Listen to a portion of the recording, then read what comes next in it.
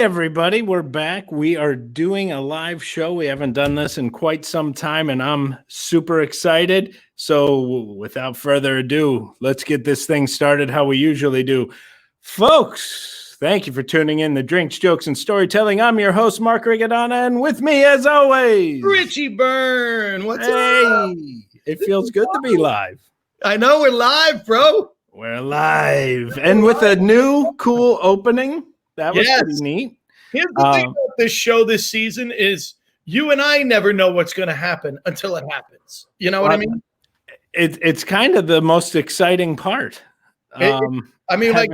We just banged out like an hour ago. Hey, we're going live. Everybody watch. You know, like, and then I go, oh, look at the new opening.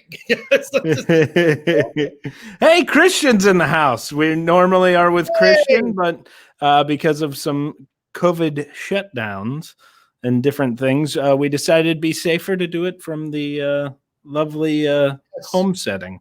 Joe Polito. Christian, we were actually just talking about you off air right before we went on. And it was actually good. It was nice.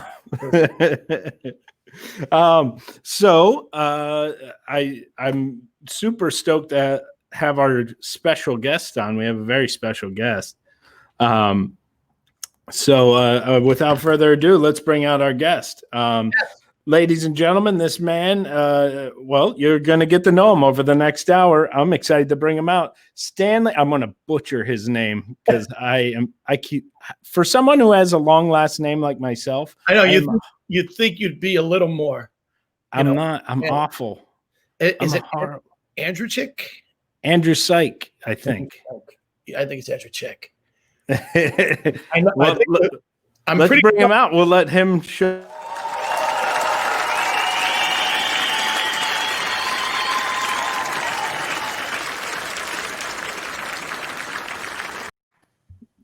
Hello, Stan. Hey, how's it going? I can get his first name right. Yeah, well, it's okay. I've been called a lot worse. Do you like Stan or Stanley? Stan is good. Stanley, they're both just as good. I'm about 50-50. Is it Andrucyk? Andrucyk. I was wrong. I lost the pool. Almost right, but I was still mispronounced it. I'm horrible. Well, actually, you got the Andrucyk right. That is the way that I'm really.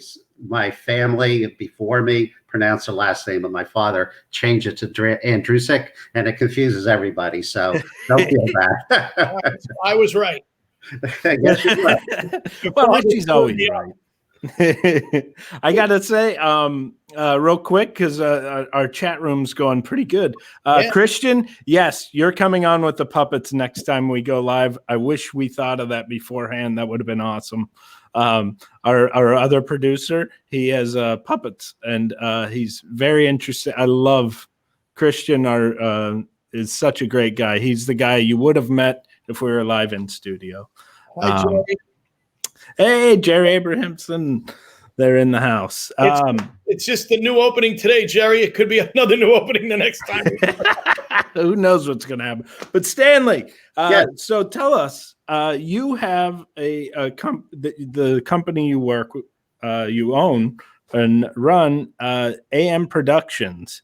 Yes. So you guys not only are promoters, but what else do you do? How do you even? Let's go with what is it, and then also how do you become this? Because it's such an interesting life. I've been doing this. AM Productions been a corporation for 41 years now. Same company. I went into business right after during college, and I started on the concert committee.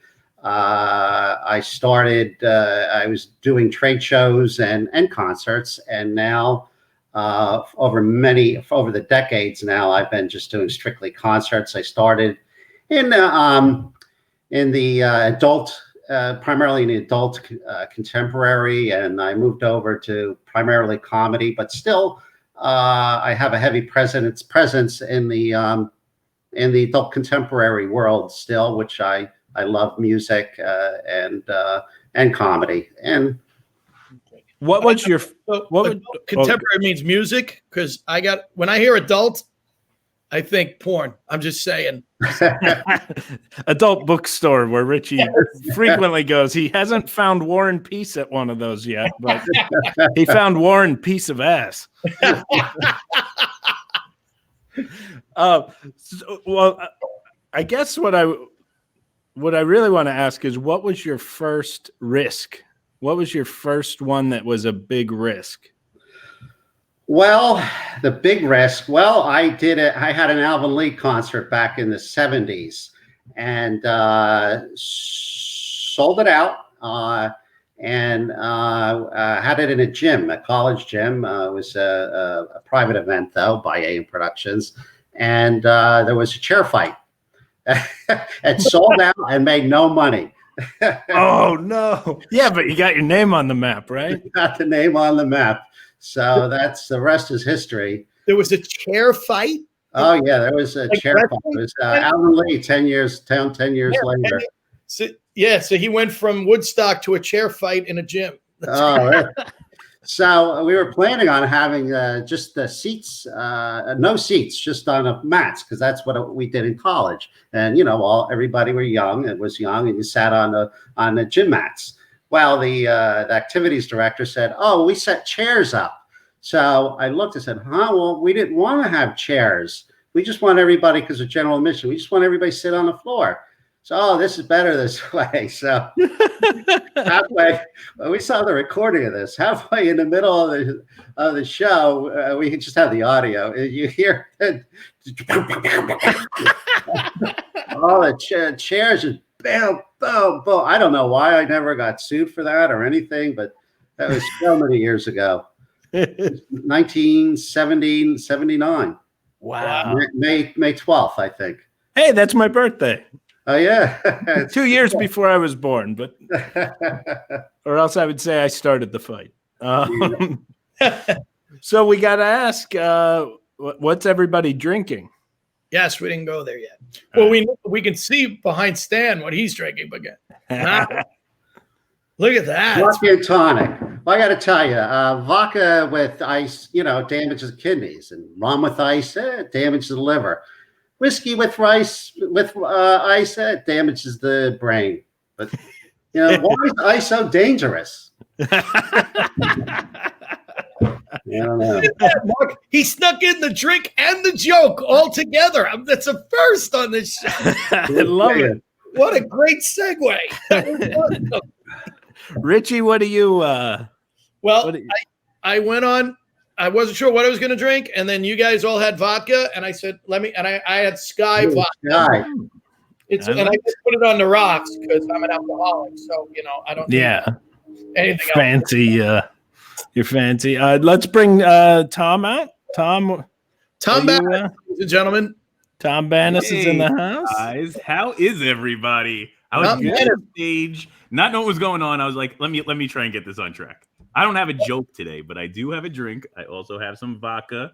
I tried to make it fancy. Look at you guys. Oh, you're both Titoing. Ooh, everybody's drinking the Tito's now. America. All yeah. Well, you're ready for me to disappoint? Yeah.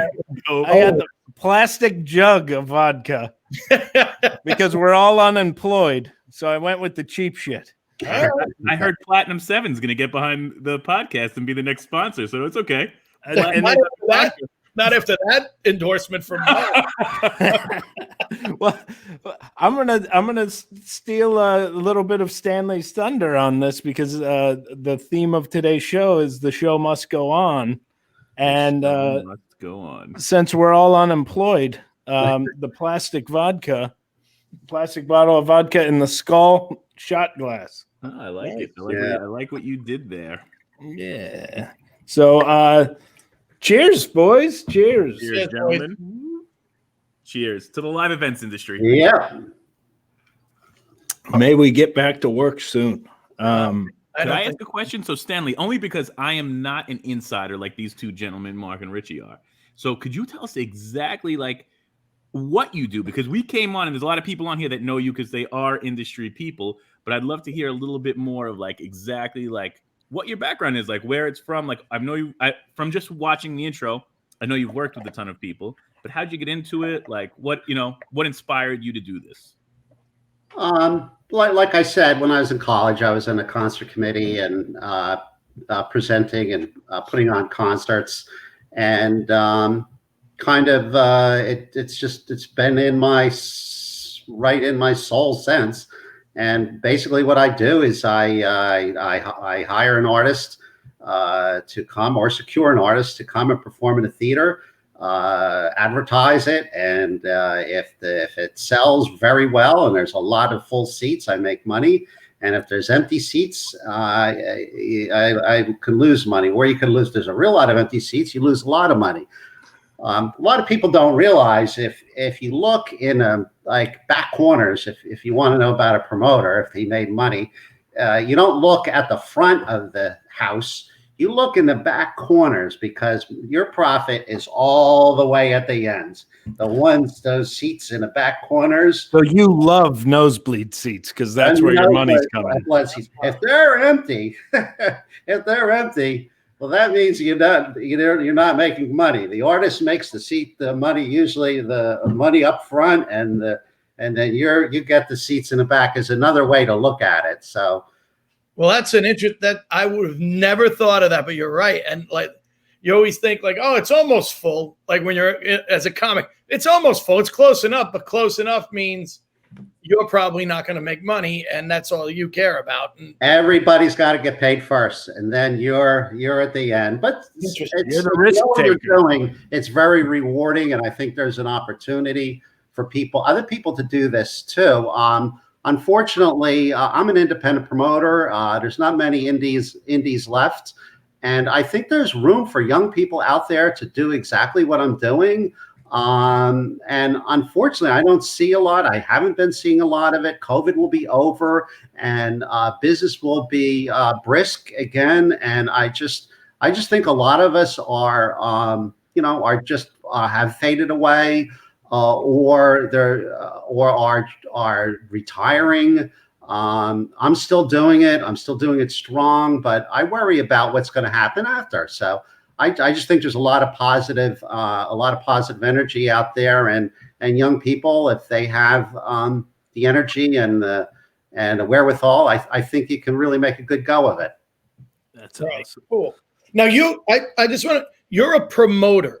Yes. You're not an agent. You're not a manager. You're a promoter. Yeah. So does the venue come to you, or do you go to the venue, or is it both ways? Like, how does that work? Because I understand from the agent side, the agent has the talent.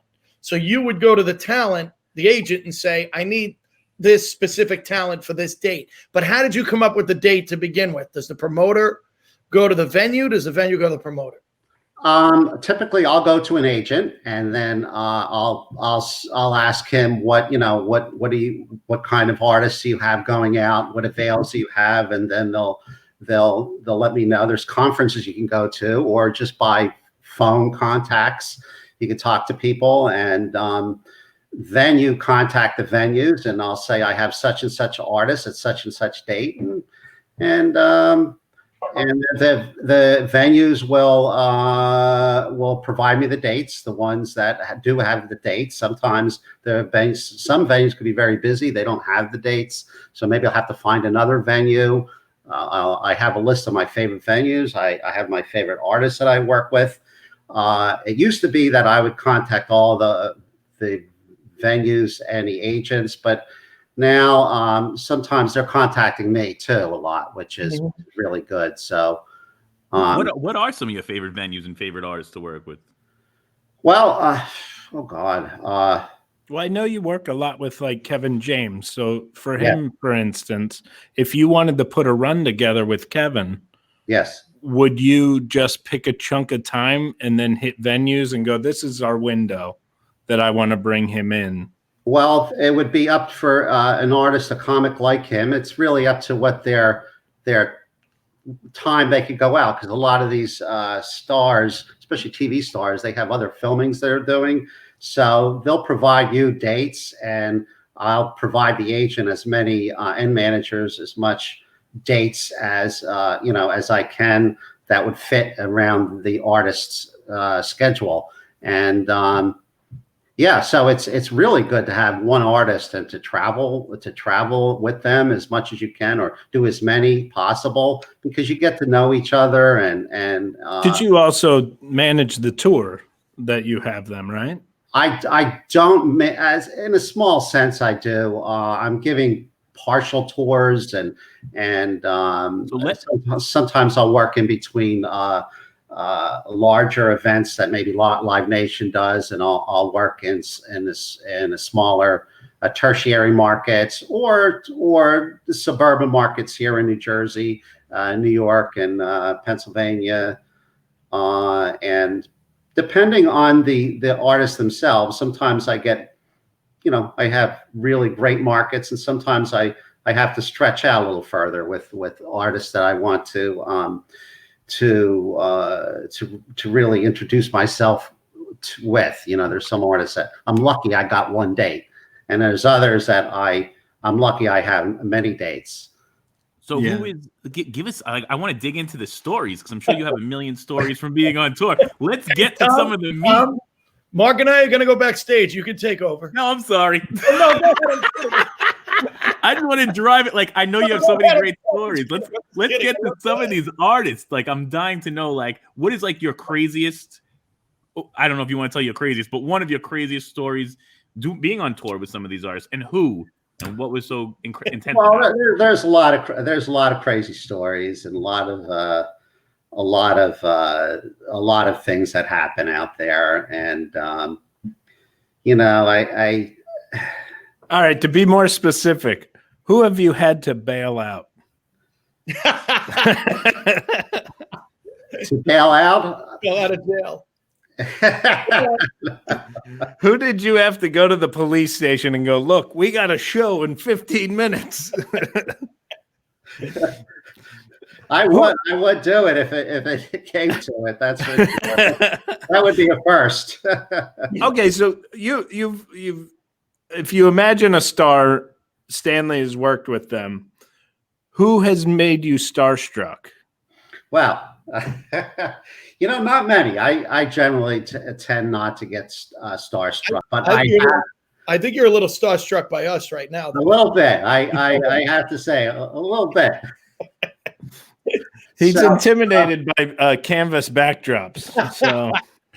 Yeah, I've gotten starstruck by way back in the day is I don't know if anybody remembers Barney Fife, Don Knotts.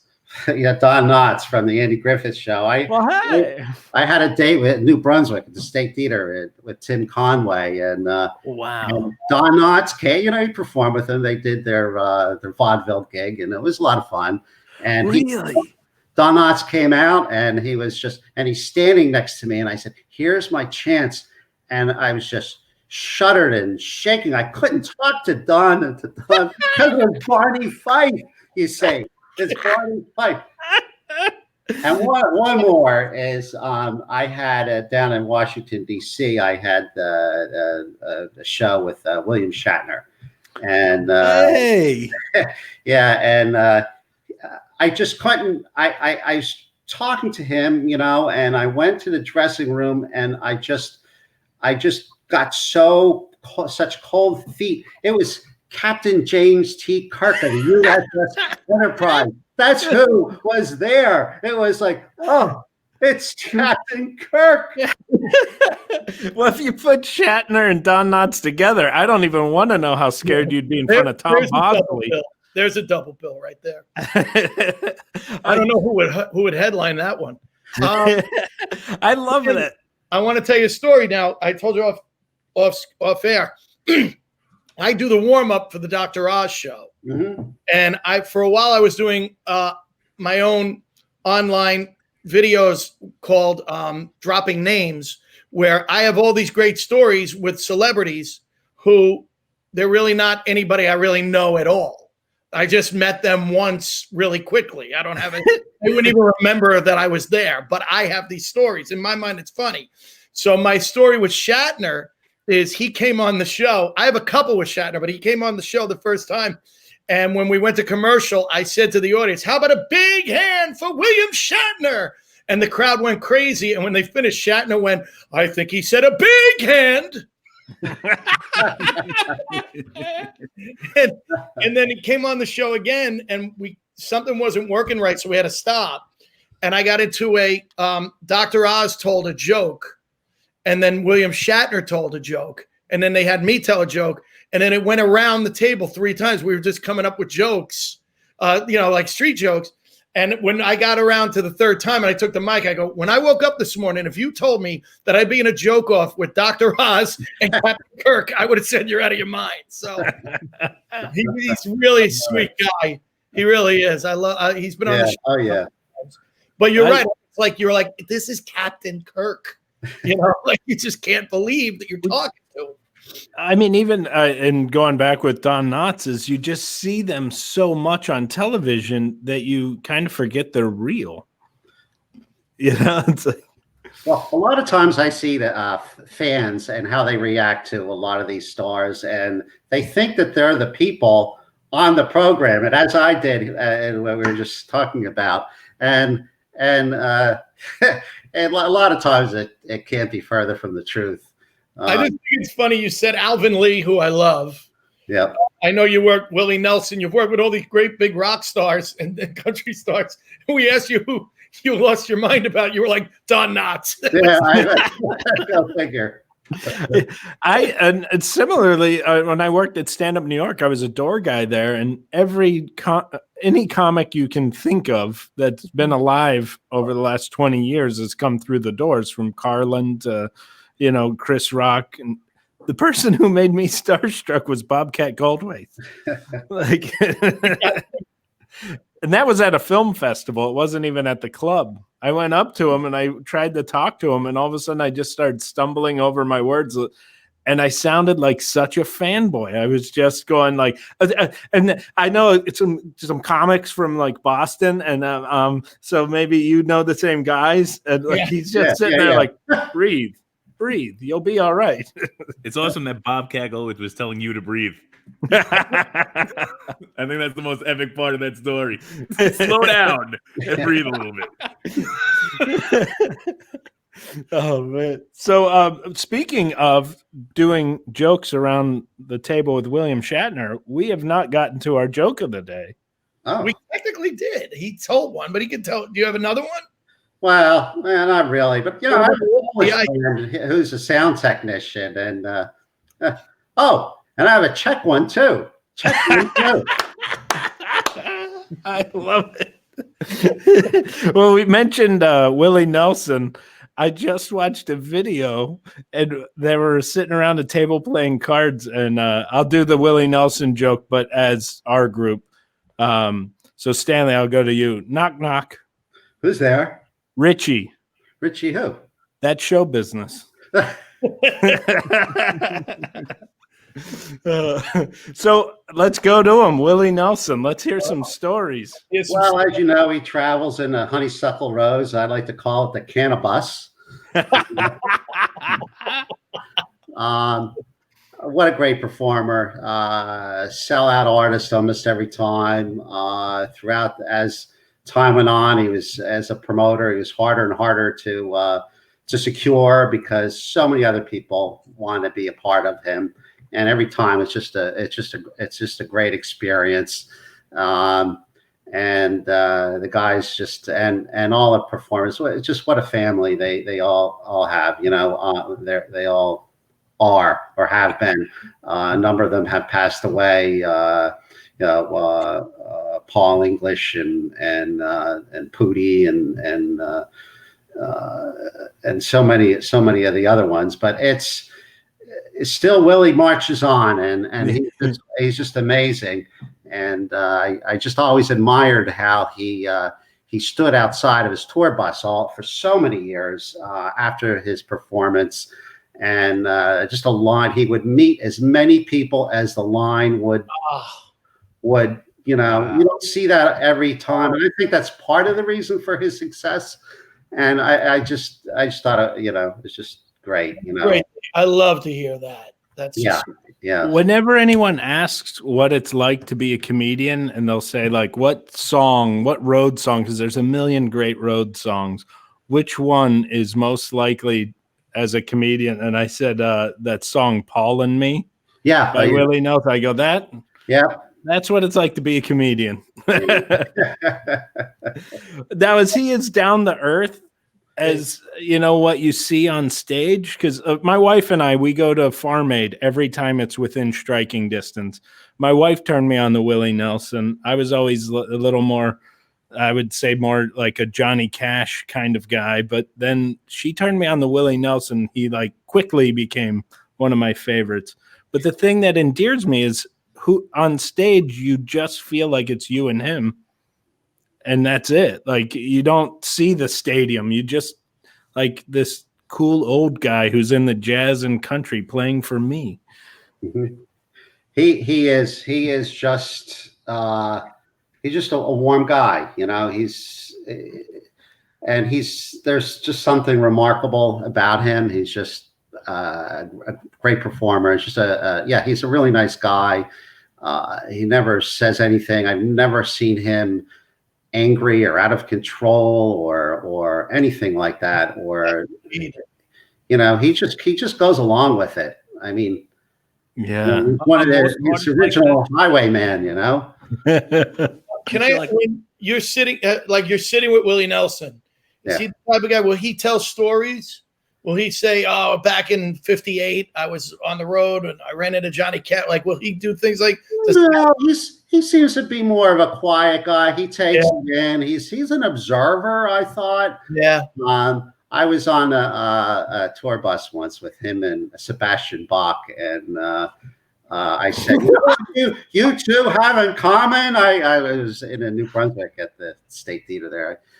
I said, "You know what you two have in common?" They said, "What?" I said, "You were both featured on the front cover of High Times magazine." They both loved it. They laughed. We were just in a studio where Sebastian Bach was there. Oh, that's right. Yeah, he was there like 2 days before us, drawing dicks on the wall. Yeah, he did. Yep. It's that childlike performer. What were they working together? No. Sebastian just came. I put him on a guest list, and so I brought him on a bus, and it was blast. And I don't want to change gears, but I do want to point out that you also hung out with Pete Davidson and Dave Chappelle. So Stan, I'm starting to get a feeling you're a stoner.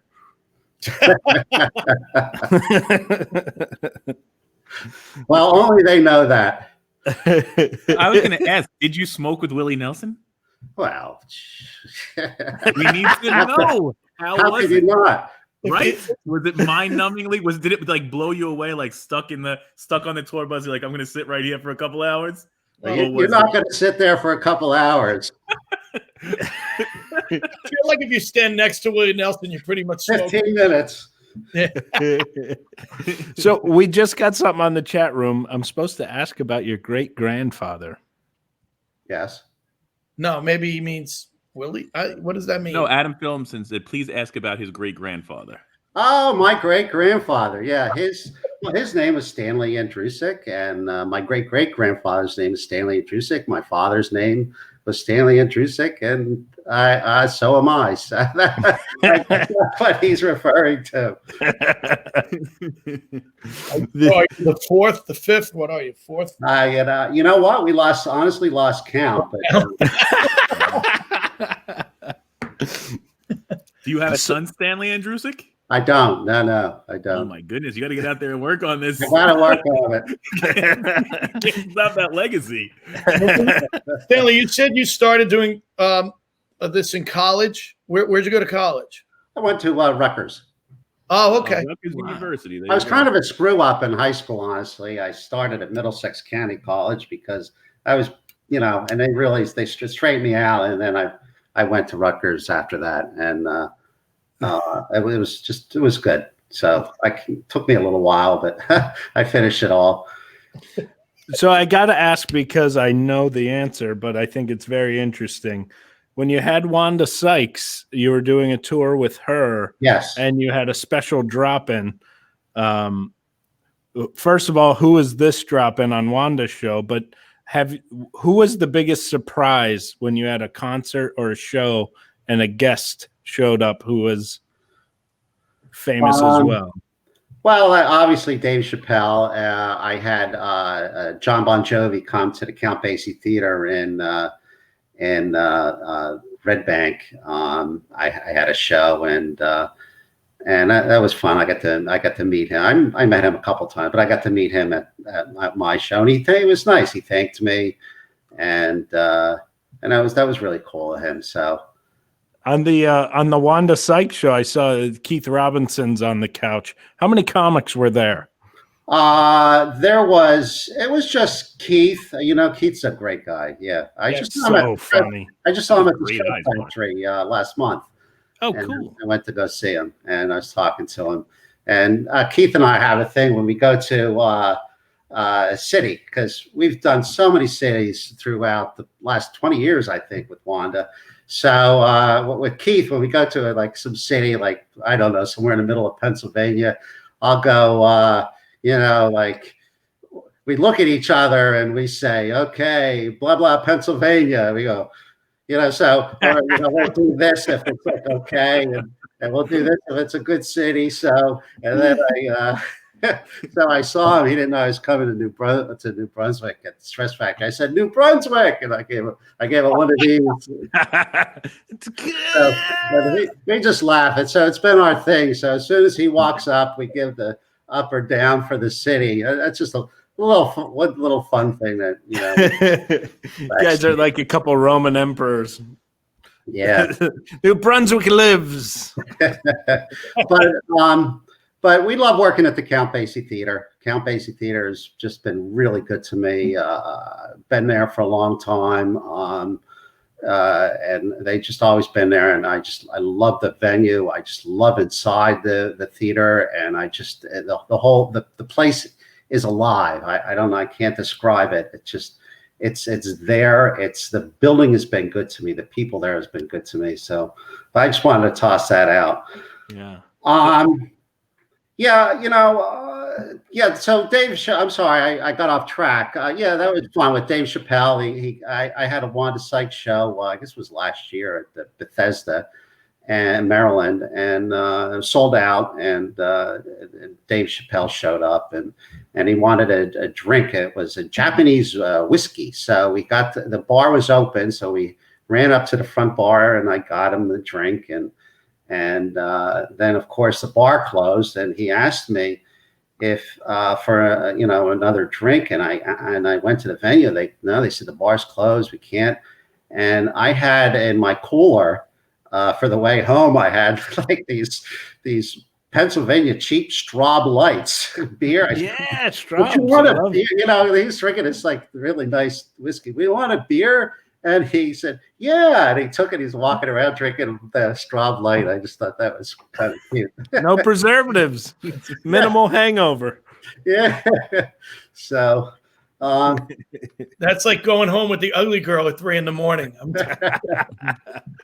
We started out with great whiskey, going home with cheap beer. Yeah, that's how it ended up. So what was the last show you did before the shutdown of everything? Oh, that was Masters of Illusion up in Rochester, New York. It's a magic show that's on TV. Oh, wow. Yeah. And that was it. That was in March. Everybody kind of shut down at the same time. But there's a future. There's a good future ahead, and it's out there. And as we were saying, the show must go on, and it will go on. And I can't wait. And I feel really strong about it. And instead of being down, be up. It will happen. And these shows aren't getting canceled. People holding on to their tickets, keep your ticket, because that show is going on. There's so many times an artist couldn't show up because of his flight got delayed. We had to reschedule. Guess what? The show went on. Maybe the artist was not feeling well, doctor's orders, the show had to move. The show went on. I had a show at the Count Basie Theater where I was so proud I put it together. It was I had Charlie Daniels, Leon Russell, and Commander Cody. I put the package together. Oh my God. So proud of myself. And it sold out. Oh my God. And I was going to make good money on it too. Because I put it together and I didn't have to, there was no back ends or anything like that. So, and Commander Cody went on, and all of a sudden, and I love doing indoor shows because you don't have to worry about the weather. Well, not here.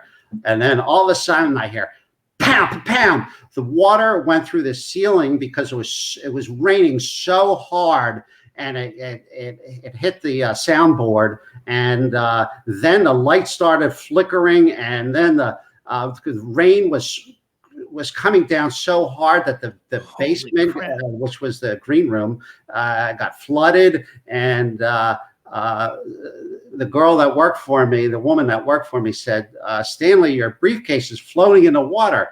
And then she went and got it for me, and then well, obviously the show wasn't going, but people in the audience couldn't even leave because it was raining so hard. What a night! What a night! There were a couple of stoners in the audience going, "These are the best effects ever." Oh my God! But everybody rescheduled, and the show went on, and that's what's going to happen now. You know, Leon Russell is the one of the shows in my mind that I can't believe I haven't seen live, and I'm just heartbroken that I probably, I have all of his vinyl, and I never got to see the guy live. Yeah, I did, and I was lucky about that. I had a date with Johnny Cash, and it was, well, we were going back and forth. You talk about money. I want 35. I want 40,000. And over $2,000, I said, I don't want to do it because I stuck to my guns. I missed the chance. Wow. So it's one of those ones you think about. Yeah. So that was an opportunity that I had that got away. Quick shout out to Mark McDowell. I wanted to say hey to Mark. I met him on the Monsters of Rock cruise. We got to slum around and watch it. And here's the connection of all connections. Richie's brother was on the cruise. Same, cruise. He doesn't like stand-up comedy, so he didn't come see my show. Yeah, he went for the Monsters of Rock. He didn't go to the comedy show. I'm like, you didn't see Mark. But Stan, what you were saying earlier about it'll come back. I've noticed the few shows that I've done since March 15th, when everything shut down. I've done a few outdoor shows. So has Mark. I've done a few social distancing shows, and it's overwhelming to me how much the audience is so appreciative. As small as they are, people are just dying for entertainment now. They're just screaming for it. And I think it's going to open up so much once we come back for that reason. I think people are going to appreciate entertainment even more than they did live entertainment. People need it. They love it. And it's always going to be there. So it's never going to go away. Yeah. Just a little nap we're taking now. I hope you're right, because I feel like to some degree as a performer, after a while, I kind of took things for granted and wasn't as excited as I used to be. And I kind of feel like maybe the audience in some ways had the same attitude, like, make me laugh. Now it's like, we're just here to laugh, And I think it's going to be good for both sides if they would just let us friggin' open. Right. I know. So now you were saying earlier that like you've worked with so many great artists, and some of them just have something different about them. Like you said, Willie Nelson, very laid back. What is it that you think they become that famous from working with all these great personalities and entertainers? I'm so glad you asked that question. I think there's probably maybe 4 reasons why artists become. I'm just going to say about 4 reasons why artists become famous and who they are that made them that way. And first, number one is that they're wonderful human beings. There's those artists. Then you have the others. They're sharks. They're just sharks. That's where I put Richie. And they, yeah. And then you have the others that are they have such an aura about them that is so powerful and radiant that the glow of the aura, you could see it through the cracks of the dressing room doors. It just, that's how strong the oars are. And there's those artists. It's amazing. It's just amazing. That's where I put Richie. Like Smokey Robinson. Or I walked in to see Whoopi Goldberg, and I said, oh, it's just Whoopi, she's a nice person. And there was just this blue glow all around her, and it was just, oh my God, it floored me away. I felt like it was gonna knock me down. And so you have that, and then you have just remarkably talented artists that are just really brilliant, and like Bill Burr and John Mulaney, Tom Jones, Donny Osmond, Ian Anderson, on and on and on and on. They're so talented, and a lot of them very wonderful as well. So you can have a combination, especially when you have a combination. It's just, and that's what I think makes stars who they are.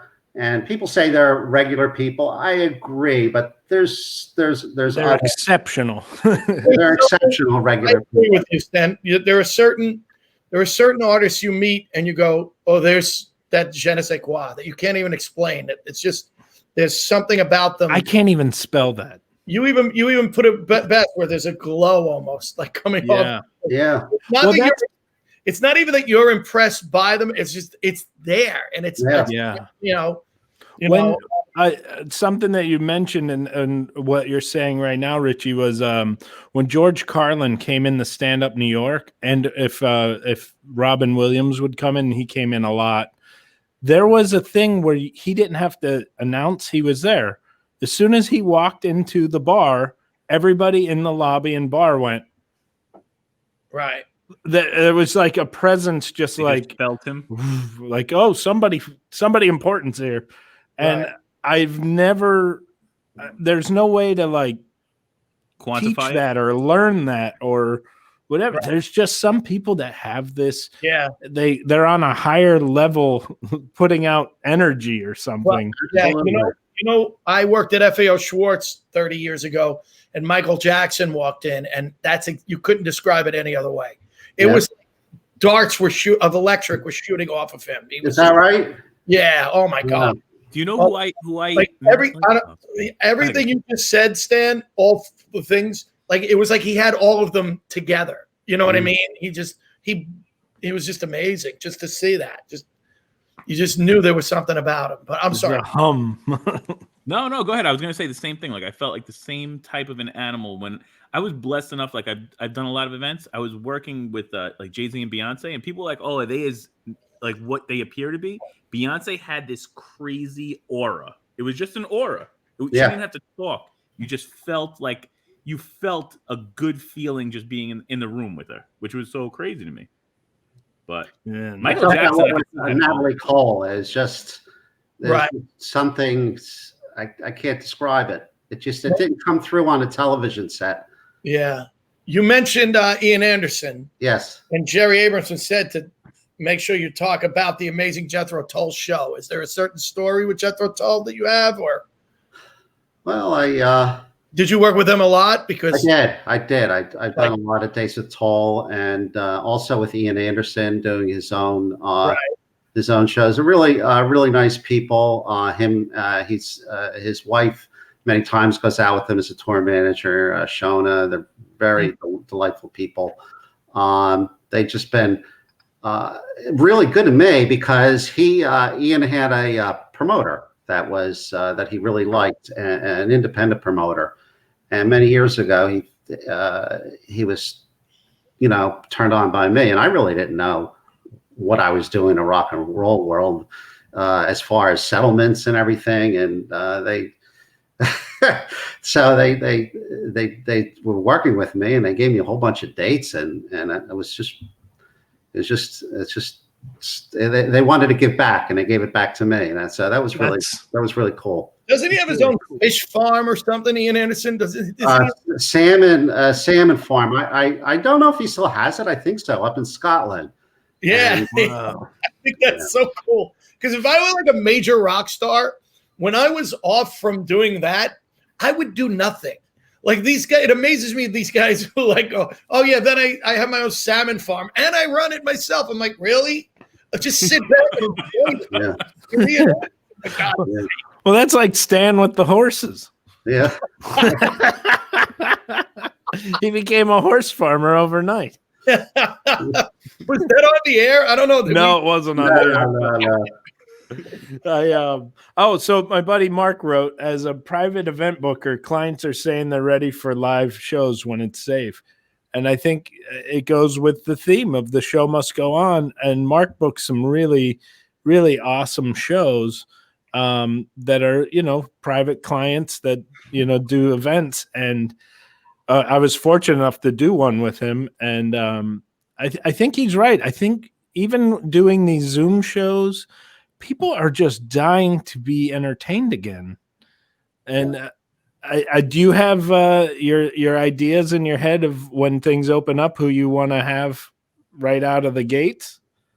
Well, I already have a lot of shows booked. So like so many venues have been moving dates. Some of them we moved 3 times, and I'm really happy and proud of the ticket holders for going along with and keeping their tickets. So it's amazing how many people are keeping their tickets. And I've spoken to many people in the industry that are presenters, and I think it gives you hope. Yeah, and it does give you hope because again, the show's going to go on. So it's a pretty cool thing to see.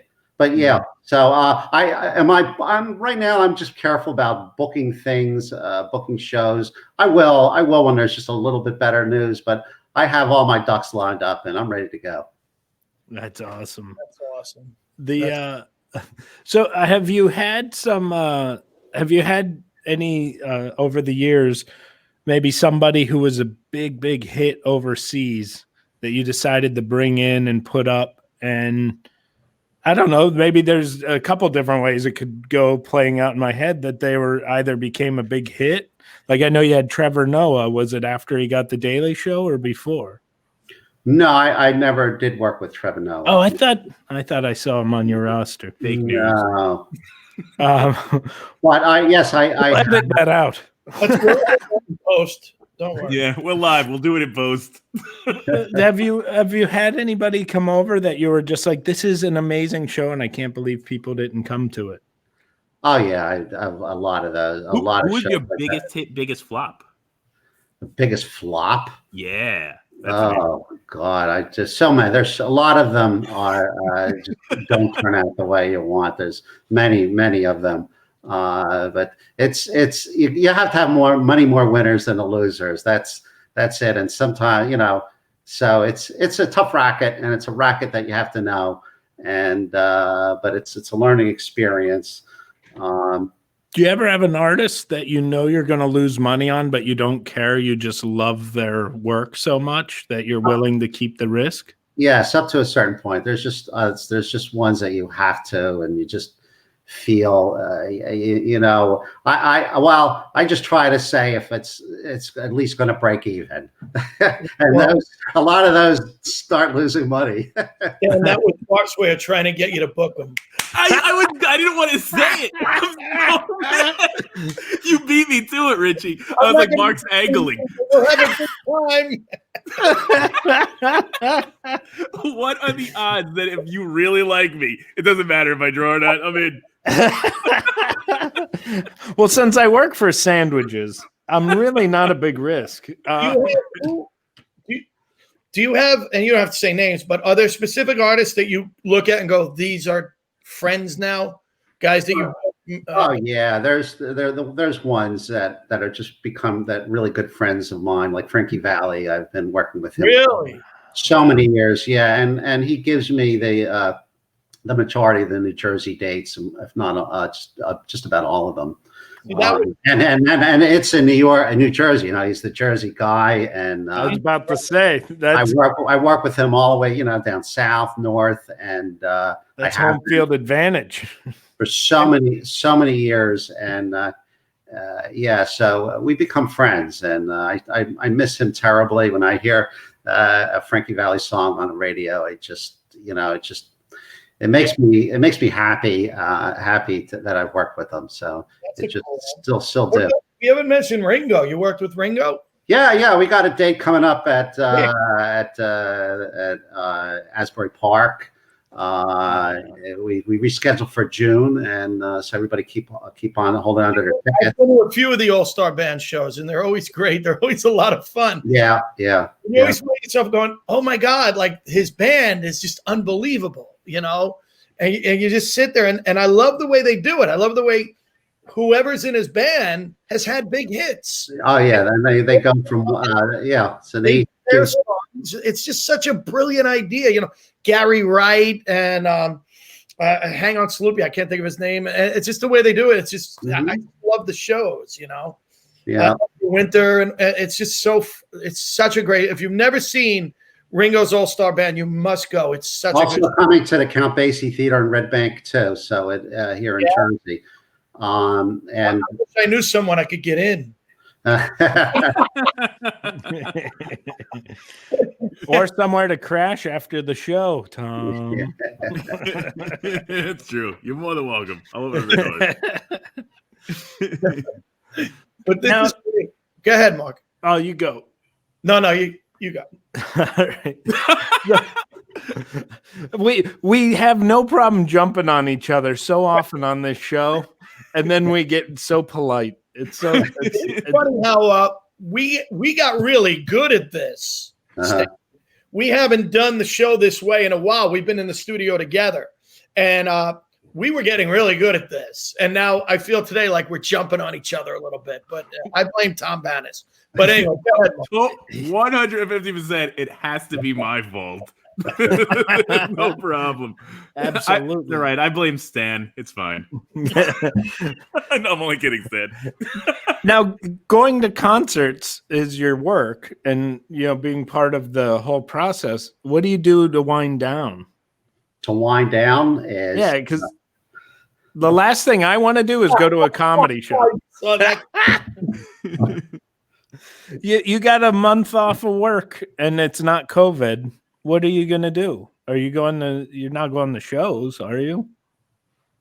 Look at his handle bottle, Mark. That's what he's saying. Look at the Tito's behind him and look at the Tito's in front of me. Mine's full. Stanley's is not. That's it. And that's today's bottle. That bottle was full at 4:00. That's a good question, though, Stan. Do you when you're away or just on vacation, do you go, I got to get away from entertainment totally? Or if you say let's say you're in Florida, you see a name, you go, oh, I'd love to see that person. Do you find yourself still working, or not working, but wanting to see entertainment? A lot of people that are in the business I talk, a lot of them say over and over again, I can't sit through a show. I can't sit through a show. Right. I mean, but my wife is always wanting to go to see a show here, see a show there, but so you do want kind of like a vacation from it, but at the same time, it's in your your blood. I was gonna say, do you do what you love, or do you love what you do? I feel like you do what you love. I do what I love. I do what I love. Yeah, and that's a big thing. Yeah. Have you ever gone and seen someone you didn't know? Someone said, "Hey, we're going to go to this show," and you went, "Oh my God, I have to book this person." Has that ever happened? Yeah.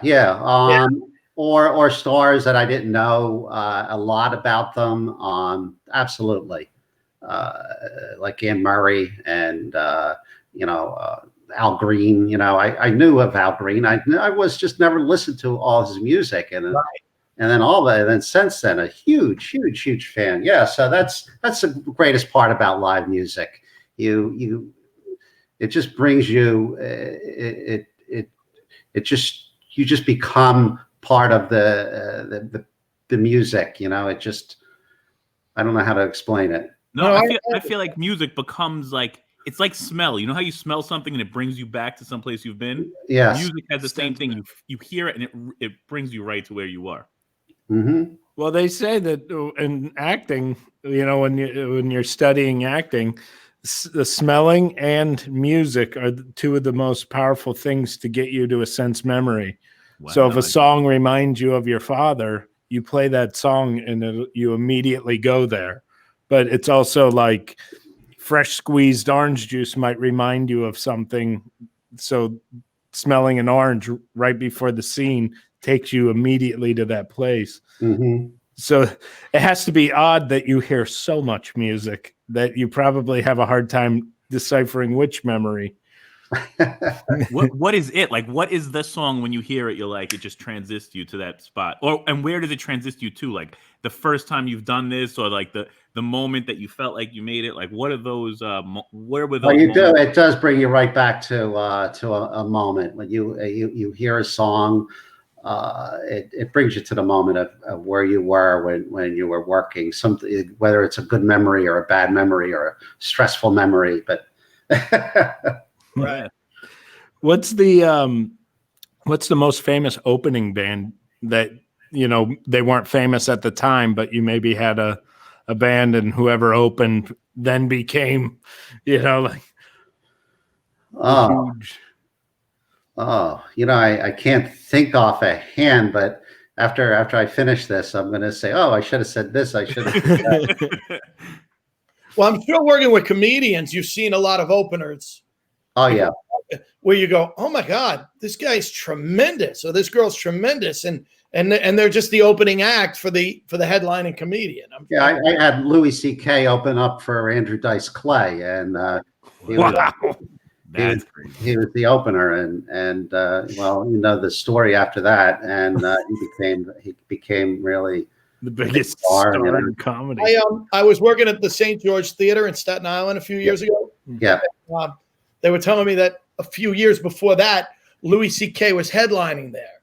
Yeah. And Chris Rock showed up. I heard that story too. Yeah.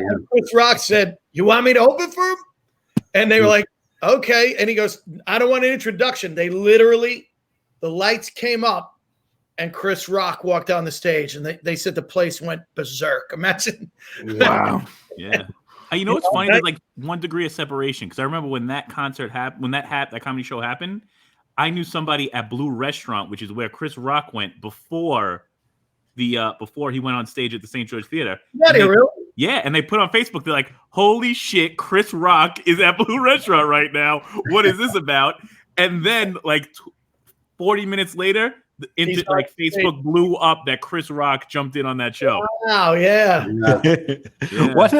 One night, speaking of Chris Rock showing up, Seinfeld pulled up in a brand new Porsche. It was a brand new Porsche. He hopped out. He went in to do a set. The exact same Porsche, but different color, pulls up right behind it. Still had the sticker in the window. Chris Rock got out. And they both went up and did sets. And that night, neither were billed. Right. They just popped in, and the audience got to see Chris Rock and Jerry Seinfeld. Then the staff got to watch them go out and compare cars. That's so crazy. So crazy. Go ahead. I was gonna say, I think that's the amazing thing about comedy. Like, I used to always go to the Comedy Cellar just because I used to like the late show during the week, because you never knew who was gonna pop in. Dave Chappelle actually randomly popped in one night and did like 4 hours. When I tell you 4 hours, I'm not even lying. He did 4 hours. He came on, and it was like cathartic for him. He just did his set, and it was like him working through whatever was in his head that night, and crushed it to the point where when people were leaving, people would stand. Now, 4 hours is a lot. It's a midnight show. It's 3:30 in the morning. I couldn't leave. Like, I love him. I love comedy. It didn't matter. But people would get up, and he'd be like, "Really? You're leaving me now?" He's like, "I thought we had something." Like, he legit felt like he had like that bond. He had it with me.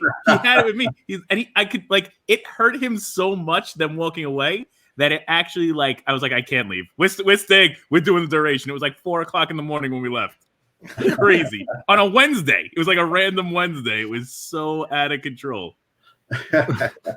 What's the furthest place that you promoted a show at? Now, you said Rochester. You did the Masters of Illusion show, but do you tend to stay in the Northeast, I'd imagine? I've done a good number of shows in Charleston and Austin, Texas, and Tucson,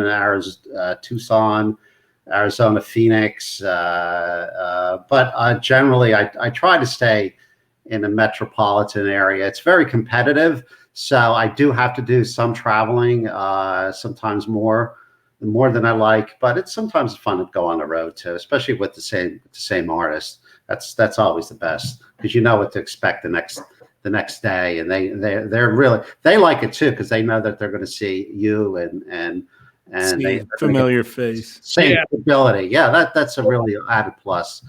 So there's a lot to be said for that. On a small level, but when I go on the road, or Mark will attest to this, and you walk into a club or something, and you see like a manager who you like, and you know, okay, they're going to protect me. Everything's cool when I see that person. It's probably for people who work for you, where they go, oh, good, he stands here. This is going to be great, you know? Yeah. So, well, I mean, I know specifically when I go to certain towns, I really hope I have certain opening acts of people I know that I feel comfortable with, that I know the green room will be respected, and they won't like want to have a party in the green room or whatever.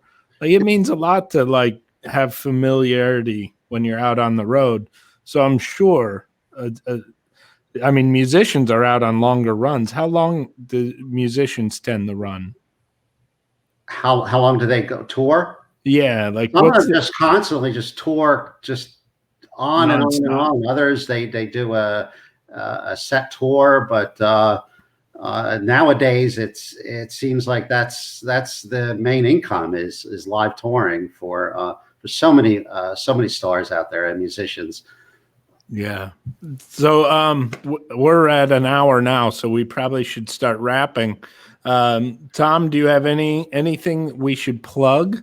Anything you can plug? And do you have any parting words with what we've discussed today? Anything? As far as me, I think you were referring. Oh, but I will plug. You want me to plug? Let me get my plug. Let's go. Ladies and gentlemen, make sure I'll be the first one to leave. That's perfect. Ladies and gentlemen, make sure you check us out. Tom Bannis here, and if you want to check us out, make sure you look at us on the Twitter, DJS Show on Twitter. Follow us, support us. I think that would be great. Also, you can check me out if you want to do some gambling on either Twitch. Oh, I'm sorry, Twitch for the DJS Show, but Twitch, YouTube, or Facebook. It was a pleasure, everybody. Thank you. I owe you $100, Tom. You do owe me $100 that I thought we were going to bet on tonight, but it's okay. I can't do it tonight, but I owe you $100. Missed that. You know what? That makes me so happy. Let me put him big so he can say that. He owes me $100, but it's okay. You know how much I lost that day? Jimi Hendrix game that we played. I lost $1,100 on that day, but you know how long I stayed for 26 hours. Once again, I only owe you $100. Can I say buy tickets for Frankie Valli at NJ Pack? Yes. Right. You're going to get to do all your plugs. We want you to do all of the plugs. Tell us who you have. Oh, yeah. Well, there's Ringo Starr at Asbury Park. There's tickets left. There's tickets left for Ringo Starr at an all-star band at the Count Basie Theater, scheduled for June. Beach Boys at the Count Basie Theater in Red Bank. I got Gordon Lightfoot up in Buffalo. Some Josh Gates dates. He's a great. He's a TV star. Coming up at Red Bank and Keswick Theater. And Masters of Illusion coming up at the Count Basie Theater, and so many other shows. Kevin James, Red Bank, Englewood. Do you have a site? Do you have a site that we can go to with all of your shows? I do, but a lot of times I rely on the venues to put them on the site. Sometimes it's not updated right now with my shows. Cool. Nice. And Stan, if you're at the shows in Keswick, I'll send you off my number. Let me know. I'll come have a drink with you. Oh, okay. Yeah, I work there. I've done a number of shows there, and I have some shows coming up there. It's a couple shows coming up there too. So yeah, love that venue. It's great. Yeah. I live. Well, I won't say walking distance, but Uber distance, so I can get drunk at the show. Yeah. Well, we can't thank you enough for coming on. Richie, any parting words? Great. No, just thank you so much, Stan. Oh, yeah, it was a lot of fun. Yeah, thank you. We were so thrilled to have you say you wanted to come on. And I'm glad we did it live. And thank you so much for being here today. You were a wonderful guest. Oh, okay. Thank you. Back. Yes, please come back. We'll talk more and tell some more stories. Everybody, I want to thank Shared Universe. We want to thank Realize Studios. We want to thank Richie and Tom for being here with the amazing Stan. I really, really enjoyed today, and I hope to have you back very soon. Cool. Thank you, guys. Thank you for including me on it. It was such a pleasure. And that's drinks, jokes, and storytelling, baby.